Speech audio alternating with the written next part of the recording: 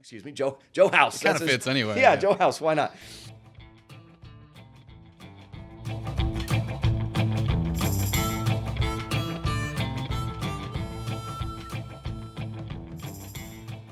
Morning, everybody. This is Brad Johnson, co-founder of Texas Bullpen, and today we have another interview. We've got Attorney General candidate Aaron Reitz. Aaron, welcome to the podcast. Happy to be here. This is, I think, the second we've had of the Attorney General candidates. I think this is one of the most, if not the most, interesting race on the ballot. You know, a lot of attention being paid to the top of the ticket, but I think pound for pound, this one punches well above its weight. And you're one of four candidates. You've been running. I think you were the second one to jump in. Yeah, well, there was the John Bash in and that's out, right? So technically third, but it was Mays first, and then he was unchallenged for like 3 months.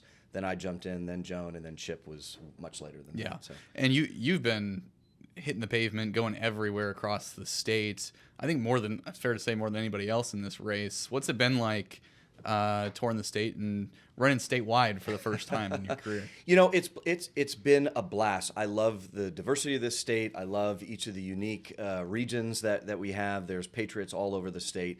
Folks are really keyed in on this race. This is the first time I've run statewide, but I had one of the structural advantages that I had coming into this race was I had done Paxton's 2022 statewide and Cruz's 2024 statewide. So we came in, part of the reason why we were able to build such momentum and interest statewide and build alliances and partnerships all over the state pretty quickly is because I had developed those statewide contacts in 2 back-to-back statewide re-elects. But I'm having a lot of fun. We're talking in Austin right now, as your viewers know. Today is laundry day on the campaign trail. So I hadn't been home in like 10 days or so. So today's laundry, and then we're up to Milam County tonight, and then Dallas after that, and then Amarillo. So we're running hard. Look, I think that what we know is that when voters hear about my background and my record, people overwhelmingly break to Aaron Reitz for Texas Attorney General. Now, obviously, that's the challenge in any campaign, is introducing yourself to the voters. But it's why we've raised tremendous money. It's why we're hitting the pavement harder than any other candidate by orders of magnitude. And so it's resonating with the voters, and we are very optimistic about what's to come in the next few weeks. I want to get your take on this. We were in Bryan for the event y'all did. You were the feature speakers in Bryan at their Lincoln Reagan dinner. It was weird, though, because y'all didn't get much reception at all. Meanwhile, Wesley Hunt gets up and he gets a standing ovation. To me, maybe it's different elsewhere across the state, so let me know what you think. But it showed an enthusiasm gap between, of course, the top of the ticket that everyone's paying attention to, and then this very important race that people should probably be paying more attention to. Yeah, I think that's because all of the patriots in Bryan College Station are already for Aaron Reitz, and so look, they just didn't. They didn't want to rub it in the faces of my opponents all gathered there. Yeah. Look, I don't know. Every region is so different. That's one of the things I've learned hitting so many of our 254 counties. Like you go to some and it's the exact opposite, right? Yeah. So I don't know. Look, my responsibility is to communicate my vision for the office, my background, my qualifications, my record, leading legal troops into legal combat to deliver legal victories. And maybe they should have opened the bar up a little bit earlier. I think that could have helped, but who knows? We're gonna jump into your background before we get back to more of the campaign stuff. But before we hit that, I want to ask, what's the best food you've had on the campaign trail across the state? I would say trying each of the regions' best barbecue, right? Okay. So you go there and you ask around, okay, what's the best? And I typically stick to fatty brisket and sausage. That's my go-to, and it gives me a nice, consistent chance. I don't know if I've thought through what's the best, though, but it's definitely different in every region. Okay, so yesterday, for example, late last night, I was in Smith County, where Tyler is. I was in Lindale, outside of Tyler. And they had a few different barbecue sauces on display, and one of them was labeled Central Texas barbecue sauce.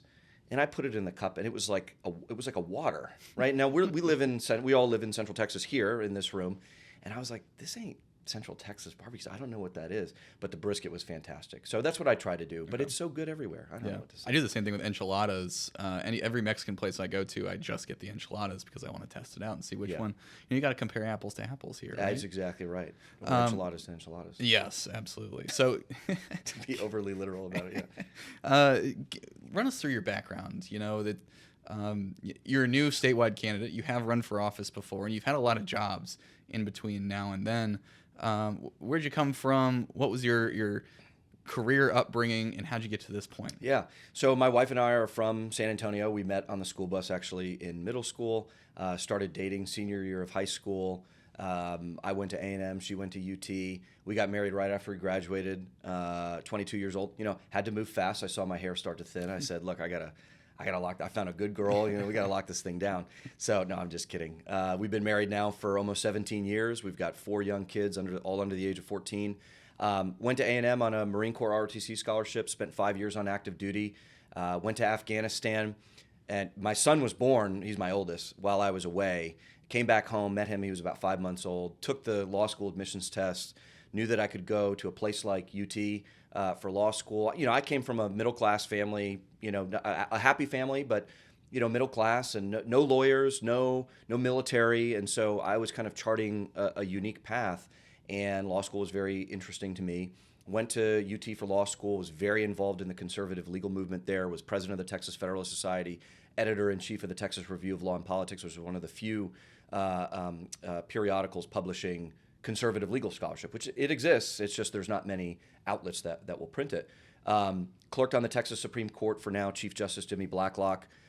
Spent several years in private practice doing general commercial litigation before joining Paxton. The second day of my job in October of 2020 is when the coup happened. So I was already there on the executive floor when... And that was the handful of top-level executives in the AG's office went to the FBI with whistleblower allegations. Right? Yeah, allegations, right? Allegations. And it took me about a week to figure out really what was going on. I knew very obviously that the claims that they were making could not be substantiated, that it was largely a highly coordinated political hit job, that the powers that be that have always hated and wanted to take out Paxton were really both the money and the political sort of push behind that move. It didn't work. I talked to Paxton after about a week. I said, look, man, I'm here with you. I see this clearly. I'm casting my lot with you. And so I was with Paxton for 3 years. I was his deputy. He was our head coach. I was the offensive coordinator, primarily focused on bringing Texas v. Biden litigation. So I sued the 46th president. That's auto pen Joe Biden. Sued the 46th president 46 times. Won 85% of those cases. Also went to war against big tech, big pharma, big blue cities and counties here in Austin, right? The lockdowns that were still going on, and had a blast. And then in 2023, joined Senator Cruz as his chief of staff, did that for a couple of years, then got called down to West Palm Beach several times in November, December of 24 to explore what it might look like for me to join the administration. Got nominated by the president. President Trump said, I'm a true MAGA attorney, warrior for the Constitution. Went through Senate confirmation, 0 Democrat votes, very proud of that. Joined DOJ, and then after a spring season, Paxton announced for AG, and that began my period of very prayerful due diligence about what would it, does it make sense for me to go? I just got here, but what does the president think? What does the Attorney General of the United States think? What does Paxton think? What do the grassroots leaders that I'd gotten to know think? What do those seed donors, right out of the gate, what do they think about it? And it became very obvious to me, to the president, to the Attorney General, to Paxton, to grassroots leaders, that in this period of transition, after having Paxton for over a decade, and with President Trump in office, that we needed a chief legal officer of the state of Texas who was vetted, tested, proven, reliable, with an actual record, leading those legal troops into legal combat to deliver legal victories. And it just made sense, and it all came together in mid-June, launched, and here we are. And we've been tremendously successful since then. One of the criticisms I want you to address that I've heard on the campaign trail is, Aaron Reitz has bounced around a lot from job to job. He was only in the Trump administration for, 76 days before he decided to go run for AG. What's your response to that criticism? Yeah, look, I mean, I perform so well that I promote quickly. I mean, what else can I say? No, I'm teasing. I do promote quickly, I'd like to think. Look, this is, when you're in the arena, when you're in the legal political fight, a career progression unfolds very similar to the military. Had I spent 20 or 30 years in the military, guess what? You get a new command assignment every 2 years, because you develop a skill, you perform at that level, and then you get scouted for the next bigger, you get handed not just a platoon, but you get a company. After a company, you get a battalion. And so you could look at a military career and say, wow, he changed jobs every 2 to 3 years. Well, that's what it is in this industry. I was not privileged to just graduate from law school and inherit my dad's oil company and just sort of sit on it, right? And claim that that's my employer for X number of decades. I am always looking for the next fight. I have never moved from one wing of the battlefield to another without very prayerful, careful due diligence in consultation with my bosses, with my colleagues, with my supporters. And so, yeah, I got to DOJ, and guess what? If the largest red state law firm in the nation that literally has the power to shape national American jurisprudence in every federal and state court around the country gets turned over to a novice or someone who needs on-the-job training who has no legal record at all to speak of, and we just have to hope that they're going to be okay, that is an unacceptable situation, which is why there was such uniform enthusiasm for my jumping into this race. Anybody skeptical about my transition from the senior executive ranks of DOJ to running for AG could just look at any number of the 20 statements of support that senior members of the Trump administration put out when I announced. It's all available on my social media. Attorney General Pam Bondi, the Deputy Attorney General Todd Blanche, FBI Director Kash Patel, Weaponization Czar Ed Martin. I mean, I could keep going, that on the day that I announced, all of them put out statements saying, get after it, Aaron. This is your calling. You're going to go crush it. You're going to advance the America First law and order agenda as the next Attorney General of Texas. It's a criticism that I don't think sticks. And I think the irony of it, and coming from my sort of opponents' camps, is they would have never even been considered for an entry-level legal position at DOJ, let alone a middle management, let alone a senior executive position. Why? Because they have no credibility as attorneys, and certainly not leading other attorneys to accomplish legal outcomes for our Constitution. It's not credible at all. My opponents wouldn't have been hired for an entry-level post at DOJ, in any executive branch department of the Trump administration, or at the Attorney General's office of Texas. So spare me the criticism. I think they're just jealous. Well, one of your opponents was in the Attorney General's office. Correct. We're talking about Chip Soy, and he was such a disaster as Paxton's deputy that Paxton fired him in early 2016. Ask anybody. Ask Paxton. Ask his entire executive team. Chip Roy was exactly what President Trump has described him as, whether in Congress or in Paxton's office or in any job he's ever had. These aren't my words. These are the president's. Egomaniac, ineffective, grandstander, in it for himself, rhino, obsessed with the limelight, weak, not smart, should be primary, should be removed from office. The same egomaniacal, never-Trumper, anti-Paxton, anti-Trump Chip Roy that Texans have come to know and enjoy is the same Chip Roy that destroyed the AG's office during his tenure as deputy and was so bad that Paxton unceremoniously fired him. And in Chip's bitterness in the following decade, Chip has mustered every resource at his disposal to try to destroy Ken Paxton. It's why Chip was the very first elected official in America to call for Paxton to be removed from office in October of 2020. He was then the leading national cheerleader in 2023, urging for the state House to impeach and for the state Senate to convict. And so Chip is bad news. He's toxic. He will lead this state in a disastrous direction, just like he's done with every job he's ever held. And why hasn't Trump jumped in and endorsed somebody else in this race against Chip? Well, look, I think that I understand where the president is coming from on this. You know, the margins are razor thin in United States Congress.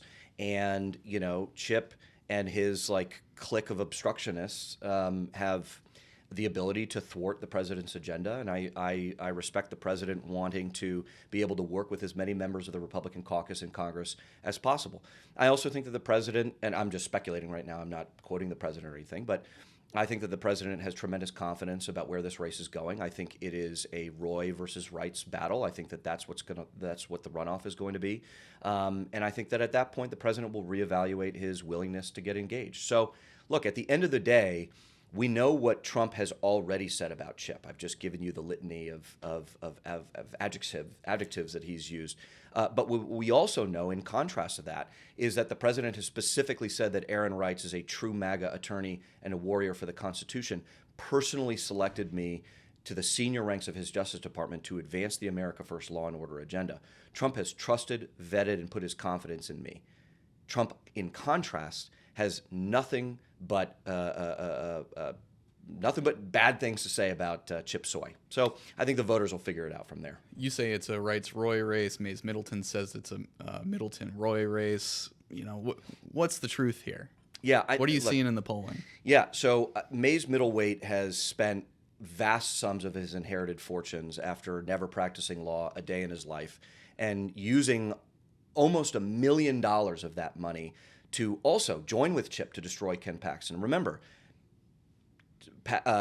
Mays he bankrolled Paxton's primary challengers. He bankrolled the House impeachment managers. He was the single largest and most common donor to the Republicans that voted to impeach Paxton. On day one of the Senate trial, when the body was presented with a motion to dismiss the case, Mays broke from the conservative Republicans, sided with the Democrats and the liberal Republicans for the sham impeachment trial to proceed, and then spent the next 2 or 3 weeks of the trial behind the scenes, along with my other opponent, who's apparently running for Attorney General, Joan Huffman, I think her name is, whipping votes for a conviction. All of that was contemporaneously reported in all of the news outlets at the time. You could ask Paxton's trial counsel, even to this day, who was the most zealous whip for a conviction. They'll say it was Mays Middleweight and Joan Huffman. Now, of course, when presented with the option at the end, Mays and Joan did what every legislator does. They count the votes, they test the direction the wind is blowing in, and they voted to acquit. Who cares? Why would you expend political capital and risk irredeemable reputational harm being on the losing side of a vote? What's the point of doing that, right? And so, of course, he voted to convict. I've never accused Mays Middleweight of being dumb. I think he's a smart guy. I think he's a nice guy. I think bless his heart, he's a sweet guy. But grossly unfit to be the Attorney General of Texas. I think it bears out in the polling right now. I realize that the different camps are going to put out their informed polls, which is fundamentally just sort of one camp's propaganda. You know this as a journalist. You really had a lot of it sent to me. Yeah. Of course, everybody does, right? But at the end of the day, in spite of the fact that Mays has spent now nearly $6 million, he's not moving the needle. Why? Because people will not forgive him for being desperately anti-Paxton. They're not believing the total non-credible moniker that he's affixed to himself, MAGA Mays, which is hilariously not credible. And they don't view him as an attorney. Why? Because he's not an attorney. He went to law school 16 years ago, immediately inherited his dad's oil company, and hasn't practiced law a day in his life. And so I like to describe Mays as sort of the Jeb Bush of this race, right? Remember when Jeb, ! Announced in 2015, people, he's got all this money. He's got a huge war chest. He's got name ID. He's got all these endorsements. He's got a great record as a governor. 9 months later, right, despite being the heir apparent when he announced, 9 months later, he hit a point that was so desperately low that we all now have the meme, please clap, right? And so that's really where Mays is at right now. He's not getting traction. He is attempting once again to buy the next political rung on the ladder like he did in the state house and in the state senate. The problem is you just can't buy a statewide elected office. And so when people want a fighter, when people want somebody who has been endorsed by Paxton, who's been trusted by Trump, who served as a Marine and led troops in Afghanistan, someone who, like Paxton said about me when he endorsed me, am the only qualified candidate in the race. Why? Because of my record litigating, investigating, suing, defending, and appealing on all of the major issues. So, yeah, obviously I have my critiques of my opponents, but at the end of the day, I'm running on my record. You have to hope that what my opponents are telling you, that they're going to bear it out. Why? Because they have no record. They want you to be distracted with their legislative record, which has nothing to do with this legal position that they're applying for. And it's just not gaining traction. Whereas with me, again, I have spent my entire career leading legal troops into legal combat to deliver legal victories. That resonates with the voters. So we're going to get into that runoff with Chip. Chip's got name ID. That's fine. There's a flip side to name ID. His negatives are catastrophic. So I think that we'll do okay in the runoff. I've heard you use the lawmaker line before, including in Bryan when we saw you there. It's certainly notable that Ken Paxton himself was a lawmaker for years before before being AG. Now he was also a practicing attorney. But is it really? It seems like there is something useful in being a lawmaker to then be an attorney general or not. No? Yeah, look, I'm not. Look, I think I am a constitutional Republican, right? I believe in the different branches of government, and I certainly, I absolutely believe that the lawmaking body, the legislature, in contrast with the executive branch and the judicial branch, is essential to good government in Texas. And I always applaud when good legislation passes. I'm happy. When bad legislation gets killed, I'm also happy. When amendments get added to bills that could be improved, I like all that stuff. And look, I have my own opinion about my opponent's legislative record. Some are better than others. But the reason why I bring this up is because under Article 4, Section 22 of the Texas Constitution, it defines the job of Attorney General. It says, quote, "The Attorney General shall represent the state of Texas in all courts and pleas." This is a legal law enforcement executive branch job. It's not a legislative job. And so, look, you don't see me running for the legislature. You don't see me running for lieutenant governor. I'm not trying to be a member of a deliberative body that is, crafting laws in concert with constituents or lobbyists or my staffs or anything like that. That's not this job. This is not a deal-making job. This is not a coalition-building job. This is a legal law enforcement executive branch job. And so for your listeners, even those who are not involved in politics, right, or whose industry, they don't work in politics, right? They understand that if you're applying for, say, a medical profession job, you need to be able, when you're interviewing, to muster what is your experience in the medical field. Or if you're applying for oil and gas, what is your background in petroleum engineering or geology or, engineering and so on and so forth. So all I point out by saying that is that this is the chief legal officer of Texas. The criteria by which voters should evaluate fitness for office is the legal record rather than a legislative record. I'm the only one in this race with an actual legal record who has served in the senior ranks of both federal and state government. Lastly, what I'll tell you is I understand that some people will want to say, well, hey, Ken Paxton was in the House and the Senate, and then he, had a rapid rise because he was a star. Remember he challenged the Speaker, Joe House, Speaker of the House, Joe Strauss. House kind of fits anyway. Yeah, Joe House. Why not? And then went to the Senate, and then there was just this grassroots momentum behind him because he showed a willingness to fight.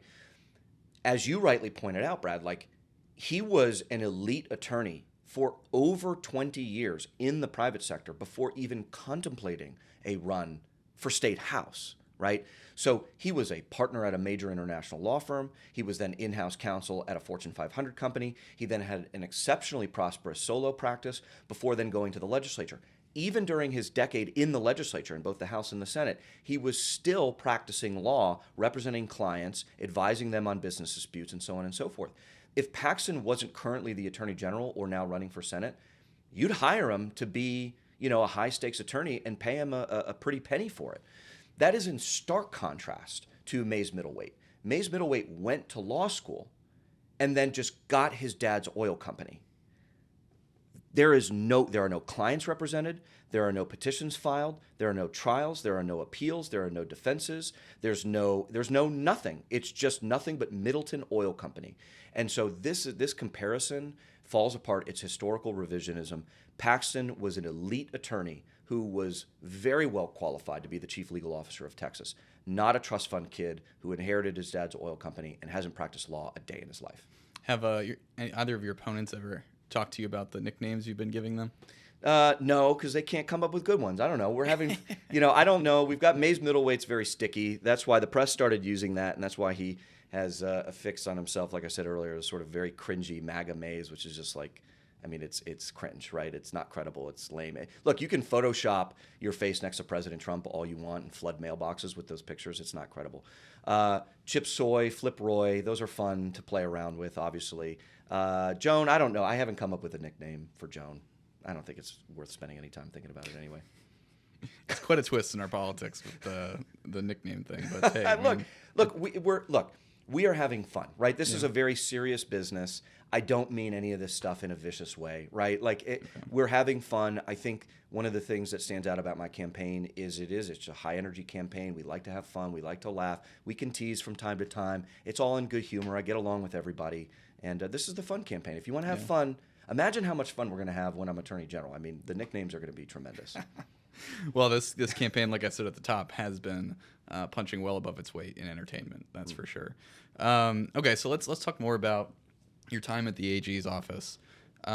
First of all, what was it like day to day strategizing? Because I don't think you actually tried any cases, but you were like in the back. Oh no, no, that's not true. No, I didn't have to. Right? I mean, if you're at the executive level, if you're at a deputy level. You are at a point where, just like a general in war is not often picking up a rifle and shooting it at bad guys or killing bad guys, right? However, the rank affords you the discretion from time to time. If you want to, wade into the fight, you can. And so I hand-selected a handful of trial level cases that I wanted to handle. I've certainly written many appeals. Give us an example of one of those. Yeah, so I'll tell you that the first case that I appeared in as a deputy was on the Biden administration's attempt at flooding the United States with what are called UACs, unaccompanied children, right? And they were lowering the standards for admission into the United States across the board. But one of these had to do with granting parole status to unaccompanied minor children. This was a huge problem because the children were often used in they were the victims of human trafficking in many ways. They were also used as anchor children to then draw in families. And so you'd get a male in his 20s or 30s who would be bringing like a 7-year-old girl, and you knew what was going on. I mean, if you're in this, but you know exactly what's happening, right? And this man has coached the girl to say, this is my uncle or this is my brother. We know it's BS, but there's no paperwork to verify any of it, right? And so the instructions from the Biden administration were, get them in. The humanitarian thing to do is bring them on in, and then we'll reunite their families by figuring out, okay, who else is she related to? Let's identify them in Mexico or Central and South America and bring them over here. And so we made the argument that the manner in which they were administratively, through regulations, changing the standards was unlawful. And so I appeared several times in front of Judge Pittman in the Northern District of Texas, Fort Worth Division, arguing for a temporary restraining order and then ultimately a preliminary injunction on the Biden administration's tweaking of those regulations. We ultimately won. And so I delivered directly at the trial court level a preliminary injunction, which ended up just functionally being permanent because the Biden administration just complied with it. I mean, maybe they didn't actually, because they didn't. But we got court orders, right? And then we'd have to sue them on something else. So that's just one example where, like anybody who is in the military, even if you're in the rank of a general, right, you miss being a lieutenant or a captain or a major, and you kind of want to get some trigger time. And so I was able to do that probably during my 3 years. I'd say I presented an argument on behalf of the state of Texas probably a dozen or so times during my 3 years. And then, of course, at the appellate level, which is much more of like a writing than it is, presenting oral arguments. I love to write. I love writing op-eds. I like writing appeals. I like writing responses. And so I took the lead pen on a lot of those appeals up to the Fifth Circuit, or in different circuits where we were an amicus on, even up to the U.S. Supreme Court. And so anyway, I want to sort of correct that false narrative. Not that you're pushing it, but I know that some of the other camps are pushing it, saying that I don't have this kind of experience. It's not at all true. And in fact, that experience is specifically cited by Paxton when he endorsed me and went into informing why President Trump brought me into the Justice Department. So what it was day to day is, you remember the line that Abbott made famous, right? He's like, I wake up, I sue Obama, I go home, right? Mm-hmm. And that's what it was. I was always up very early, very plugged in with all of the latest. We would monitor and have, notifications. Me and my sort of core team on the legal strategy wing of the AG's office, we would get notifications sent to our phone and emails on new activity in the Federal Register. Now, this may sound a little bit wonky, but it's important. Any new administrative action, any legal action that the Biden administration was taking through its departments, DOJ, Homeland Security, Ag Department, EPA, HUD, name the agents, it doesn't matter. We can keep going, right? Those actions would be published in what's known as the Federal Register, which is an account of everything that the federal government is doing, promulgating new regulations, proposing new regulations, or doing new XYZ things. And so we would get the alert. We would do the legal research on whether it complied with things like the Administrative Procedures Act, whether it complied with certain substantive 14th Amendment rights for states or for citizens, whether it violated the various immigration laws, and we would immediately begin researching the case. Okay, do we have a cause of action? and then we would present it at our weekly strategy meeting, which is Paxton sitting at the head of the table and, the deputies around the table. I would be the lead presenter on proposing, I would, on a Tuesday morning, I'd pitch maybe 3 new lawsuits. One maybe was a little bit too crazy, right? And so we would be like, no, we're going to lose. This is frivolous. Let's not do that. But hey, these other 2 ones, let's work it up. Let's draft it. Then I'd get the teams to draft it. I might have to go reach into different divisions to do it. We'd publish it, circulate it, get feedback, maybe present it at another strategy meeting. And then when we were ready to file, we would then make those decisions. Which court? Who else do we want to join? Do we want another state to join? Hey, maybe we don't have the right cause of action, but say Louisiana does. So let's hand this to Louisiana. Louisiana will be the lead. We'll be the second party because we have a shared interest, say, on an environmental issue, right? Since we're both coastal states. So that's just what it was, like every day in and day out, doing the litigation, launching the investigations, identifying targets, finding ways to stop them.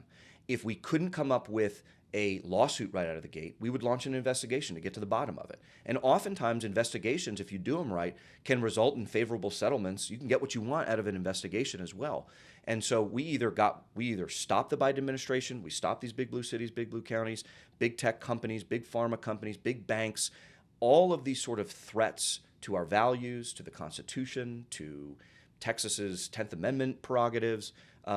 My job as the offensive coordinator was to find targets, find the best way to go out for them, stop them, and get the win for Texas. And that was just every single day for 3 years, and I loved doing it. Is there an example of a pitch you went into thinking, this is probably not gonna happen, but then to your surprise, it's greenlit? Oh gosh, yes. Actually, I think one of the biggest ones was Texas v. Pennsylvania. I was going to ask you about that. Yeah. In December of 2020, right? There was the stolen election of November 2020, and you had all of these, the fraud cases that were swirling all over, right? This was the era of Sidney Powell and Rudy Giuliani and all this, and there were national campaigns in state courts and administrative panels all over the country, right? And we knew that fraud was happening. But we thought that, okay, we don't want to just, pile on the same thing. We're making the same claims. They have not been particularly successful because fraud, it's not that, let me say this, it's not that there was not fraud, right? The left wants to say that, all these fraud claims were thrown out, right? Well, what these sort of like armchair quarterbacks are failing to recognize is that to prove fraud is an extremely high legal bar. I mean, you have to show intent, and it's often impossible to show intent, right? If there's not a record of you and I intending to commit fraud, it becomes very difficult to prove that you and I committed fraud, even if the results show that something fishy happened, okay? So it's not that there wasn't fraud. It's that the legal bar is exceptionally high. We didn't want to just join the noise, right? It was already like a cacophony nationwide of fraud claims. So we said, okay, what can we do? And we started to explore higher level constitutional claims, right? And so I built the initial presentation at our strategy meeting. We were a little bit thinner on staff at that time. Remember, we were still dealing with the coup, okay? So either people just self-deported out of the agency, or they were so belligerent, right? A handful of them, the so-called whistleblowers, they were obstructionists, they were yelling at Paxton, they were refusing to do work, they would not respond to emails, they wouldn't come to meetings, they didn't meet deadlines, like they failed. They were sitting there hoping for Paxton to leave, but he didn't, and they were upset. And so for cause, they had to be terminated, right? So it was me, Paxton, and a handful of those in a foxhole together, and we were figuring out, okay, what can we do? And Republicans all over the country were squishing, right, and not doing what they needed to do. And I put the presentation together that, look, this thing is there's something in the United States Constitution called the Electors Clause. It gives state legislatures the sole authority to manage their state's elections. And yet in the COVID era, COVID was used as a pretext for various states' judicial branches or executive branches to usurp legislative prerogative. So, for example, in the Pennsylvania Election Code, it promulgates the manner in which presidential primaries and election days are run. That's fine. They have the freedom to do that. That's their right under the Electors Clause of the United States Constitution. But in a blue state like Pennsylvania, they said, oh, sorry, public health emergency, COVID. And the judicial branch came in and said, we're setting all of this aside. We will allow, ballot harvesting. We will expand the scope of early voting. Didn't Texas do that too, though, via the executive branch? No, because we were able to work in concert with the legislature in a way that comported with the Electors Clause. That's why there were no lawsuits against the state of Texas. The blue states could have done that, but they didn't because there was no cause of action. And so I put this presentation on, and I knew coming into this that there were going to be some haters in the room, right? Because we're lawyers, right? We close the door. It's off the record conversations, and it's very pugilistic, right? And that's the way it should be. And I thought, okay, this is gonna be a loser, maybe, but we got to do something. And the arguments were sound. Yeah, there were a couple of doubters, right, who didn't like it. That's fine. But the Attorney General of Texas liked it. The law was there. It was not a frivolous lawsuit. It was not sanctionable. It was not knowingly. It was a good legal argument. And so we said, okay, let's go ahead and take the next steps. We reached out to President Trump, his legal team. We said, hey, we're fixing to maybe think about doing this. And then he was able to tack on some other sort of national legal resources, drafted the original petition that we were going to file with the United States Supreme Court, brought in a whole bunch of other states, filed the thing. We got amicus briefs from all over. Hundreds of Republican legislators in the United States Senate, United States House joined. Something like, I want to say 18 other states joined our lawsuit. And we got poured out on technical grounds. But Alito and Thomas, two justices on the U.S. Supreme Court, dissented from the denial, which was extraordinary. They don't often annotate their dissent from a decision to deny a cert petition. But they did. And so we lost on technical grounds. But what were the technical grounds? Standing. Okay. Standing. And so the idea, so for your listeners, standing is this idea that in order to bring a lawsuit, you have to have a legal basis to literally stand in front of the judge to make the argument, right? Not everybody has standing. Otherwise, everybody would be able to go into a courtroom and say, Your Honor, my friend was mean to me. Like, can you please tell him to stop being a jerk and give me $20? It's a barrier to entry. It's a barrier in order to entry. To prevent frivolous lawsuits. Yeah, correct, right? So you have to do a preliminary analysis before you even take the cases. Does the plaintiff or the appellant have standing to bring the case? Now, we had a theory of standing that I think was strong, and frankly, Justice Alito and Justice Thomas agreed with our theory of standing, which is when State A has a dispute of a constitutional nature with another state, and that dispute has national impact of something of a scale like a presidential election, well, the only forum in which you can bring that dispute to get it resolved is the United States Supreme Court. You can't go to like a regionally biased or regionally cordoned off district court or appellate court. You have to go to the highest court in the land. And so our theory of standing was we don't have anywhere else to go to resolve this, right? The only alternative was resolved in 1865 after the Civil War. Like we don't want to go to civil war, although maybe some of us, myself included, were maybe itching for that kind of fight. I'm just kidding, kind of kidding, not kidding. But so we said, look, we got to resolve this in this manner, and it was good enough. I want your listeners to understand this. 99.99999% of time, when a petition for writ of certiorari, right, which is a cert petition, which is what gets you in the door to the Supreme Court, the judge is just denied on like a piece of paper in Courier new font that just says case number denied, denied, right? There's no explanation for it. But Alito and Thomas, in this historic moment, went through the unprecedented step of specifically documenting their dissent from the denial and said, we want to hear this case. We're not saying where we're going to be on the case, but we want to hear it. That lifted the spirits of those of us who care very much about election integrity because we knew that somebody was listening. And that anybody telling us that we were bringing like a stupid lawsuit or something was just flat wrong. Alito and Thomas wanted to hear the case. I wanted to hear the case. Americans wanted to hear the case. We didn't know what the resolution was going to be. We just knew that something was fundamentally unjust about the manner in which the presidential election was run in 2020. We couldn't, maybe your average person couldn't quite put his or her finger on it, but we wanted our day in court. And that's what we led that fight.